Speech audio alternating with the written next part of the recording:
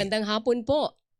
Ay, magandang hapon ulit, Sir Weng, Ma'am Weng at sa lahat po ng ating pong tagapakinig, magandang hapon po sa ating lahat. Maganda na ba ang balita sa lagay ng Angat, Sir Ayan, Patrick? oo, critical Oo, level pa rin pero dahil nakakabawi-bawi na. ilang araw na tayong inuulan. Opo, actually simula pa po nung Thursday po 'no, last week po ay tumataas na po yung ating pong Angat Dam. Mm. So, napagbibigyan po tayo Sir Weng, Ma'am Weng sa ating pong, elevation sa ating Angat Dam kasi tumataas po ito simula nung Thursday nasa 6 meters na po yung tinaas po niya.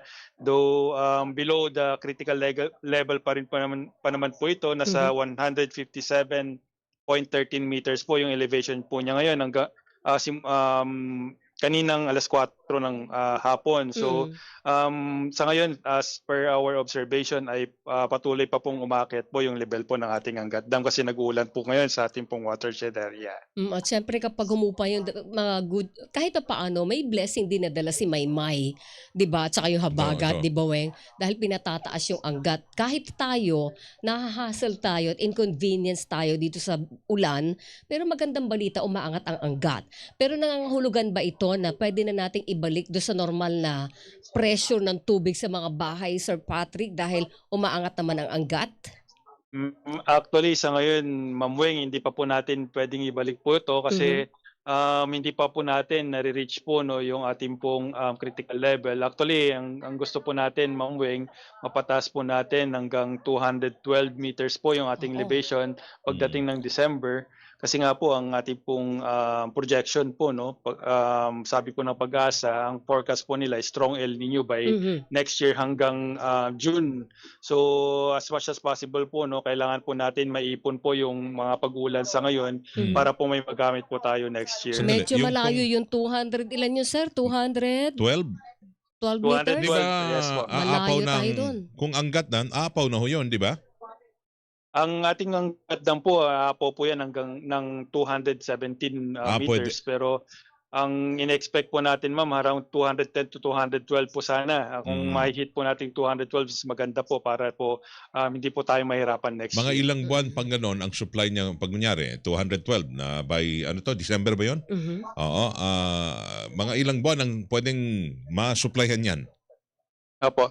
Ang ang ano po natin sir, pagdating ng January to June po kasi dun po tayo, gumagamit po ng tubig. So kaya po pababa po yung ating po level po ng ating Angat Dam. Mm. Mm. Saka pagdating naman po ng, July, kaya lang po sa ngayon po 'no, supposed to be nagre-refill po yung ating dam pero hindi po tayo nakakaranas ng mga matinding pag-ulan sa ating watershed kaya, Mhm. talaga pong, tinitipid po natin yung ating pong, level po ng ating tubig para po, tumaas pa po lalo yung ating reservoir. So pagdating naman po ng, third quarter this year ay Mm. ine-expect pa po natin na tataas po yung ating pong Sa level sa po ng tubig sa ating pong Opo. reservoir. Engineer, sa ngayon ho ba mas, bilang paraan ng pagtitipid pero una, itong supply ng tubig na, dito sa Metro Manila ngayon, solely diyan lang sa Angat Dam galing. Wala hong backup 'yan galing Lamesa, walang galing sa mga deep well, wala hong ginagamit ang ating mga water,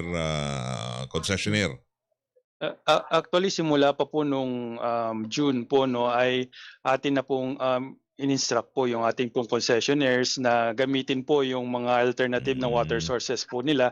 Kaya po tayo ngayon po 'no, kahit mababa po yung binibigay po na tubig po na nanggagaling sa Angat Dam ay wala po tayong nararanasan na matinding, Mhm. interruption. Tulad Mm. po nung 2019 na pagdating ng level ng 160 ay talaga pong, nagkakaroon na po tayo ng interruption. Pero sa ngayon po Sir, Weng, Mm. kahit, 157 or 150 pa po yung ating pong level sa ating Angat Dam ay Mhm. hindi po tayo nakakaranas ng matinding interruption kasi nga po yung ating pong alternative water sources na Mm. naitayo po natin na inaprubahan po ng MWSS noong 2019 ay Mm. nag-ooperate na po 'no. Mm. Sa, Laguna Lake marami na po tayong mga Treatment. planta po dun. Mm. Kaya lamang po may mga challenge lamang po ngayon kasi po matindi din po yung, Dumi. tinatawag na, algae sa ating Oo, pong, Hmm. oo. Matinding um treatment ang kailangan dun, Sir Patrick. opo, ito po yung, challenge po natin ngayon kasi nagkakaroon po ng clogging po sa ating pong mga, membrane filtration po 'no. Kaya Mhm. po, medyo binabawasan din po natin yung, production po sa ngayon. Yan yung sa Cardona ba yan? May treatment plant Um, diyan? yes po, kasama po sa Cardona at dito din po sa may Putatan po, Putatan, dito sa sa may south. Muntinlupa, no? Mm. Dalawa. Oo. Yung tawag rito, lamesa dam rin. Ginagamit na rin ngayon, no? Apo, sa ngayon po ay nagagamit na rin po natin yung ating pong lamesa para po masuplayan po yung mga areas po na wala pong tubig. Mm. Kasi po sa ngayon po no ay matindi din po yung pag-ulan dito po sa Quezon City, kaya po na-utilize din po natin yung ulan po na nanggagaling po sa ating mga watershed area. Oo. Kailangan ba ho natin ng tawag rito, dagdag pang sa mga concessionaire, kahit na meron mga regular na maintenance schedule, kailangan bang i-low pressure rin ho nila ang supply nila? Actually sa ngayon Sir Weng, nagkakaroon na po tayo ng pressure management po no pagdating ng gabi, especially pag alas 10 ng gabi hanggang alas 4 po ng umaga ay talaga pong binabawasan na po yung pressure po ng ating pong customers Opo. para po maintain lamang po natin o ma-sustain po natin yung supply po natin Oo. na tubig. Pero ang instruction naman po ng MWSS ay dapat po ay wala pong pumipila sa kalye po. No? Ayun, oo. So as much as oo. possible may dapat Hirap po may tubig pa rin po sa ating mga kasi customers. dati nung nagkaroon tayo ng water crisis engineer, yun Aba, yun ang oo. naging template natin na may pila balde, di ba? Mm. At magandang balita yun na Schedule. kahit sobrang sadsad na yung Angat Dam, wala tayong pila balde ngayon. Yes po, yun na po yung kagandahan po ng ating pong intervention po na ginawa po since 2019 kasi naitayo na po natin yung mga additional na pagkukuhanan po natin ng tubig. So na-lessen na din po natin yung dependency po natin dito sa Angat Dam. Sir, ito lang. Yung pong, kung sa kuryente merong system loss, di ba? Sa tubig ba, meron ba tayong namomonitor na may mga, yung ganyan, ano bang tawag dyan? Mga nasasayang na tubig, hindi naman nagagamit, pero during siguro sa mga leak, meron ba tayong ganon, mga losses? Ang tawag namin po dyan kapag sa tubig po ay yung tinatawag po natin na non-revenue water, yung losses yan. po sa tipo sistema. NRW, So, oo. Sa ngayon po no, ang ating pong losses po nasa around 25% po no. Pero hindi naman po ito Ba't malaki? sinisingil po sa ating pong taong bayan. So wala kayong system loss na pinapasa sa amin. Apo, wala po kasi po Wala, ang ating pong binabayaran ay kung ano lamang po yung lumabas po sa ating pong Correct. So, kaya nga yung sad part doon, halimbawa nag-maintenance, Oo. tapos bumalik ang tubig. Mm. Di ba ina-advise engineer na patiliin niyo muna kahit 5 minutes para Oo. malinis yung tubig o wala yung brownish color, di ba? Yun, kahit hindi mo nagagamit yun, kasama sa metro yun, di ba Kasi engineer? dadaan ng metro ng tubig, Exactly, di ba? kaya nga. So yun ang rule doon. Basta dumaan sa metro mo, May bayad. may bayad mo na yon. Pero wala kayong system loss na halimbawa, tubo sa labas, Oo. tumagas ang tubo doon sa kabilang kanto. Aha. Yung system loss na yon o merong naka-jumper sa tubig ko. Paano pala yun? Pag meron bang ganon? meron bang ganon? Nakikonnect Pati sa tubig tubo ko? nandiyan. Ganon? Opo, kaya po yung mga ganun pong mga situation po no ay after the meter po kasi yon. So dapat po ang ating pong customers po yung nagma-manage po no. So dapat po Oo. ma-check po nila kung may mga nakakabit Nakakonect. po sa mga Correct. tubo po nila na papuntang bahay po nila. So it's the responsibility po ng customer po na ma-check po yun. Hindi, tsaka kunyari yung mismong main line ng tubig, pipe ba yun? Ang tawag dyan? Pero nasa nag-connect. nasa labas ng connection mo. Nasa labas ng metro. Tapos Oo. meron ba mga nagnanakaw ng tubig? Opo, marami po. Marami. Marami po Pero yung tayong ganon, huhuli po na nagnanakaw po. So ang hiling po natin po no sa ating pong mga kapag nakikita po silang may nalaman po sila na nagkakaroon po ng pagnanakaw po ng tubig, ay report lamang po sa MWSS Maynilad at Manila Water para ma-address po natin ito. yung ganung nakaw na tubig, system loss yun. Sinisingil niyo ba sa amin yon? Wala pong Hindi. sinisingil po sa customer po yung mga losses po na yun. Yung pero- tagas sa inyong mga tubo. Oo. Halimbawa may nasira, nagmala fountain do sa kanto ng yan. Sa yun. daan. Oo. Oo. System loss yun. Hindi sinisingil sa amin yon. Hindi po, Ma'am Weng. Malinaw yun, sir, ha? Malinaw po yun, Ma'am Weng, na hindi po Oo. natin sisingil sa ating po mga customers po yung mga leaks po sa ating po madaan. Pero utos naman ho siguro ng MWSS sa mga concessionaire na may mga Maynilad o Manila Water na tiyakin nyo na walang mga ganyan. May mga nagnanakaw ng tubig o mga tagas na aayos. At ng tubig yan mahalaga yan . Di ba? Mas mahalaga yan kaysa sa kuryente kasi buhay ang bigay niyan, yung tubig . Opo, actually kasama po 'yan sa inaprubahan po ng MWS at kasama din po 'yan sa concession agreement po namin with our concessionaires na Mm. bawasan po talaga yung ating pong mga leakages po sa ating pong sistema kasi po internationally po 'no, nasa 20% po yung, allowed na losses po sa ating sistema. So sa ngayon po 'no, ay nasa 25% na po tayo. Tumaas. So kung compare mo po nung Oo. time na-privatize po yung ating pong, operation po ng water Mhm. supply dito sa Metro Manila ay Mm. almost, 69% po 'yan. So malaki na rin po yung nabawas po sa Nabawas. ating Pero pong may leakages po. meron ba silang pananagutan? Kunyari, hindi ito napababa, ha? 20%, may mga losses pa rin ho yan. Non-revenue man tawag dyan. Pero sayang tubig. May mga penalty ba ang mga concessionaire?